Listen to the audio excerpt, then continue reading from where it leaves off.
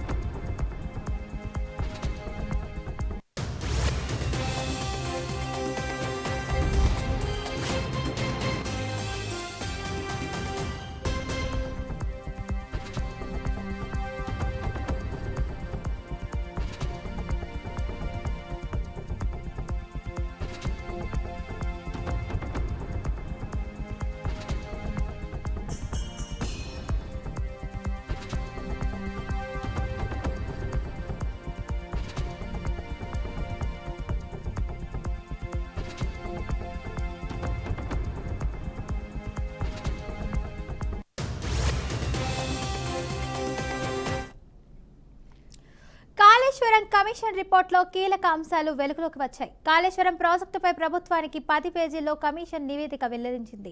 ఏ స్థాయిలో ఎలాంటి లోపాలు జరిగాయో తెలుపుతూ నివేదికలో పేర్కొన్నారు. కాళేశ్వరం డిజైన్పై స్టడీ చేయలేదని కమిషన్ తేల్చి చెప్పింది. ప్రాజెక్టులో విధాన ఆర్థికపరమైన అవకతవకలు జరిగాయని, ప్రభుత్వ నిధులు దుర్వినియోగం చేస్తున్నారని వెల్లడించింది. మేడిగడ్డ, అన్నారం, సుందిళ్ల ప్రాజెక్టులపై కేసీఆర్ నిర్ణయం తీసుకున్నారని రిపోర్టులో వెల్లడించారు. వాపస్ నివేదిక తొక్కిపెట్టారని, 9 హట్టిలో నీటి లభ్యత లేదని సమర్థించుకున్నారని చెప్పారు. 9 హట్టి నుంచి మేడిగడ్డకు సైట్ మార్చడంలో నిజాయితీ, చిత్తశుద్ధి చూపలేదని కమిషన్ తేల్చింది. బ్యారేజీల నిర్మాణ ప్రాథమిక అనుమతులకు కేబినెట్ అనుమతి లేదని కమిషన్ నివేదికలో తెలిపారు.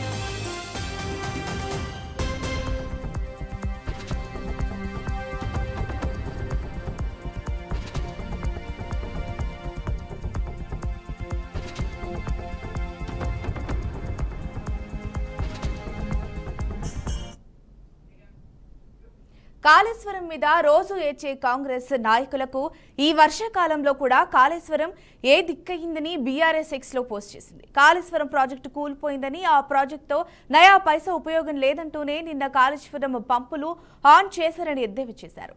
బీఆర్ఎస్ దెబ్బకు దిగొచ్చి కాళేశ్వరం ప్రాజెక్టులోని రామడుగు, లక్ష్మీపూర్లోని గాయత్రి పంప్ హౌస్ ను ఆన్ చేసి కాంగ్రెస్ ప్రభుత్వం నీళ్లు విడుదల చేసిందని అన్నారు.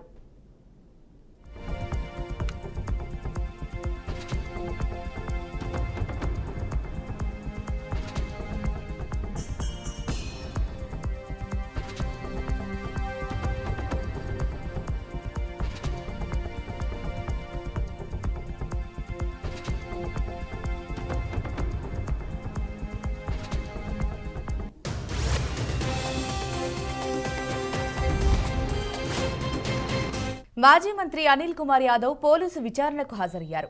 కొవ్వూరు ఎమ్మెల్యే వేమిరెడ్డి ప్రశాంత్ రెడ్డిపై అనుచిత వ్యాఖ్యలు చేసినందుకు పోలీస్ స్టేషన్లో కేసు నమోదైంది. దీంతో పోలీసులు అనిల్ కుమార్ ను విచారణకు హాజరు కావాలని నోటీసులు పంపారు. ఈ నోటీసులకు వివరణ ఇచ్చేందుకు నెల్లూరులోని రూరల్ డీఎస్పీ కార్యాలయంలో విచారణకు హాజరయ్యారు.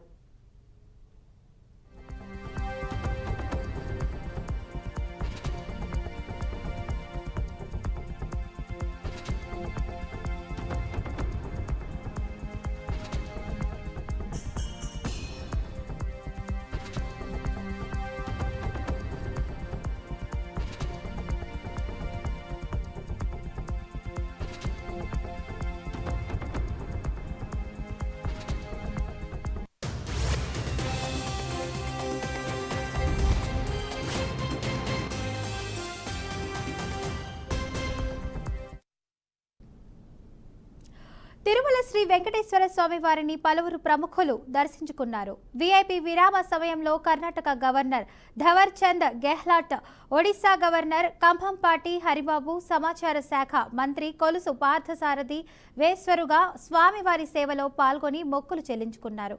దర్శన అనంతరం రంగనాయకుల మండపంలో వేద పండితుల వేద ఆశీర్వచనం అందించగా ఆలయ అధికారులు శ్రీవారి తీర్థ ప్రసాదాలు అందజేసి పట్టు వస్త్రాలతో సత్కరించారు.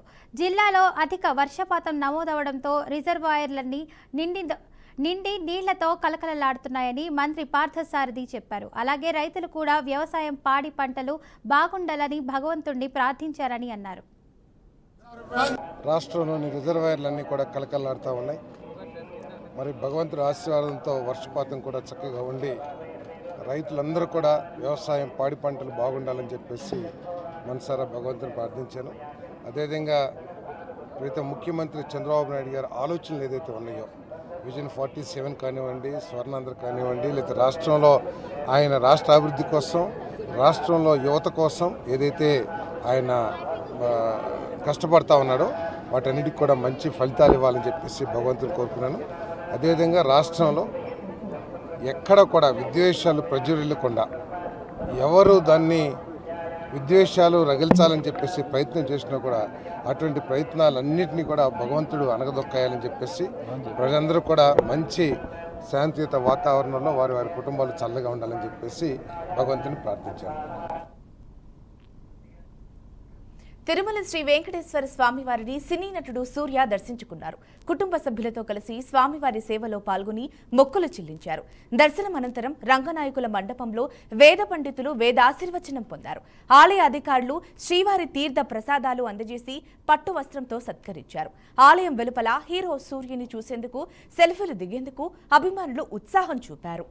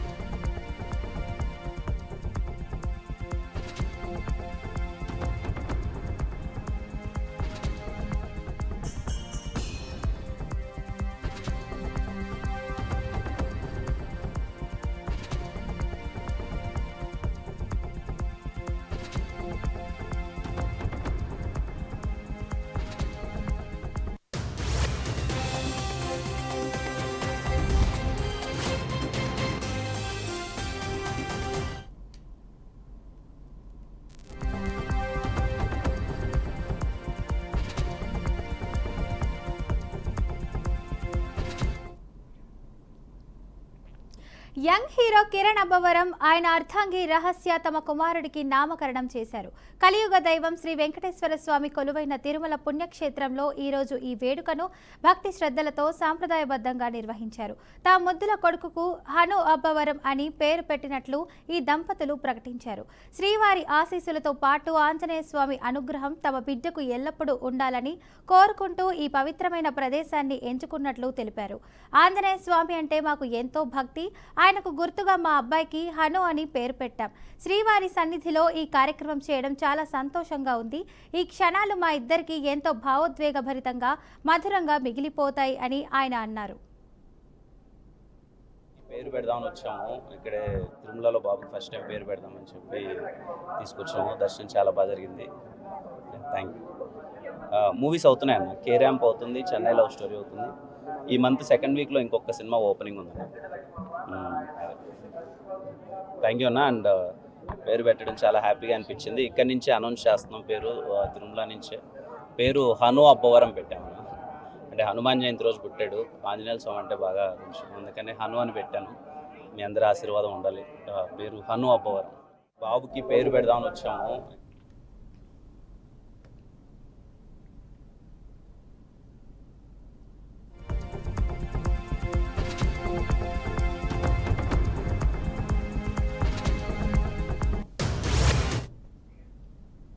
గిరిజన ఆశ్రమ పాఠశాలలో ఓ విద్యార్థి సిగరెట్ తాగుతున్నాడని వార్డెన్ చేయి చేసుకోవడంతో ఆ విద్యార్థి అంతగా బంధుమిత్రులు వార్డెన్పై దాడి చేసిన ఘటన మహబూబాబాద్ జిల్లా గూడూరులో చోటు చేసుకుంది. సీతానగరం గిరిజన ఆశ్రమ పాఠశాలలో అర్ధరాత్రి వార్డెన్ హాస్టల్లో తిరుగుతుండగా ఇద్దరు విద్యార్థులు డాబాపై అనుమానాస్పదంగా కనిపించారు. ఇక్కడ ఏం చేస్తున్నారని ఆ విద్యార్థులను వార్డెన్ ప్రశ్నించగా ఏం చేయడం లేదని సమాధానమిచ్చారు. వారిని దగ్గరికి తీసుకుని చూడగా ఒకరి వద్ద సిగరెట్ వాసన వచ్చింది. వార్డెన్ కోపంతో ఇద్దరిని చెంపపై కొట్టాడు. ఆ ఇద్దరు విద్యార్థులు తల్లిదండ్రులకు వార్డెన్ అకారణంగా కొట్టాడని, మేము హాస్టల్పై దూకి చనిపోతామని ఫోన్లో చెప్పారు. మా పిల్లలపై ఎందుకు చేయి చేసుకున్నారు, వారు చనిపోతే ఎవరు బాధ్యులని నిలదీశారు. దీంతో వార్డెన్పై కుటుంబ సభ్యులు దాడి చేశారు. అడ్డుకున్న విద్యార్థులపై కూడా దాడి చేశారు. వార్డెన్ పోలీసులకు ఫిర్యాదు చేశాడు. పోలీసులు ఇద్దరిపై కేసు నమోదు చేశామని తెలిపారు. ఆవరణలోనే ఇక్కడనే నిద్రించడం జరుగుతుంది సార్. మా పాఠశాలలో ఒక 10వ తరగతి విద్యార్థి దురలవాటులకు గురైనారు సార్. అటు విద్యార్థిని ఇది మంచి పద్ధతి కాదు అని నేను సంజాయించి చెప్పడం జరిగింది సార్. ఆ క్రమంలో ఆ అబ్బాయి బయటికి వెళ్ళి వేరే వాళ్ళ చెల్లితోని వాళ్ళ అన్నకు సమాచారం అందించడం జరిగింది సార్. వాళ్ళ అన్న కొందరు రౌడీ ముక్కలతో వచ్చి నా పైన దాడి చేశారు సార్. ఆ దాడిలో భాగంగా నాకు చాలా దెబ్బలు తాకాయి. నేను మాట్లాడడం కూడా కొంచెం ఓపిక లేదు సార్, ఏమనుకోకండి. అదే సమయంలో నన్ను రక్షించడానికి మా పాఠశాల విద్యార్థులు, మా వర్కర్స్ వాళ్ళందరూ అడ్డుపడితే వాళ్ళని కూడా కొట్టడం జరిగింది సార్. ఈ నెల్లు భరించలేక గ్రామ ఎంపీటీసీ గారు, గ్రామ సర్పంచ్, గ్రామ పెద్దలు వాళ్ళు కూడా ఒక 20 మంది వచ్చి అందరూ నన్ను చుట్టుగూడి నన్ను రక్షించడం జరిగింది సార్. వాళ్ళు రాకుంటే నా పరిస్థితి చాలా దారుణంగా ఉండేది. ఈ విషయము దీన్ని మా పై అధికారుల దృష్టి కూడా తీసుకువెళ్ళడం జరిగింది సార్. పాఠశాల ఆవరణలోనే ఇక్కడనే వార్డెన్ సార్ చెక్ చేయడానికి దాంట్లో పైకి స్లాబ్ పైనకి సార్ రావడం జరిగింది. దాంట్లో మాకు ఒక నలుగురు లేపి దారా పైకి పోయి చెక్ చేసి వద్దామని చెప్పేసరికి పైకి పోయినాం. పైకి పోతే అది ఒక 10వ తరగతి శ్రీవన్ అనే విద్యార్థి మరియు అతనితోటి రాకేష్ అనే విద్యార్థి ఇద్దరు పైన వాళ్ళు దురలవాటు చేసి అక్కడ కూర్చొని మాట్లాడుతూ ఉన్నారు. స్మోకింగ్ కూడా చేస్తూ ఉన్నారు. అందువలన సార్ ఈ స్మోకింగ్ చెడు అలవాటు మర్చిపోండి చెప్పడం జరిగింది. అందులో అదే రాత్రి పోయి వాళ్ళ అన్నకి ఫోన్ చేసి చెప్పారు. అయితే మార్నింగ్ 9:30 వచ్చి వాళ్ళు ఇక్కడ సార్కి లోపలికి రావడానికి స్కూల్లో ఎంట్రీ కాకముందే బండి దిగి సార్ని కొట్టడమే చూశారు. సార్ని చాలా కొట్టేసరికి మేము అందరం పోయి ఆపితే మమ్మల్ని కూడా చాలా కొట్టి గట్టిగా అరుస్తే చుట్టుపక్కల ఉన్న ఊరోళ్ళందరూ వచ్చేసరికి వాళ్ళు కొట్టి పారిపోయారు. నైట్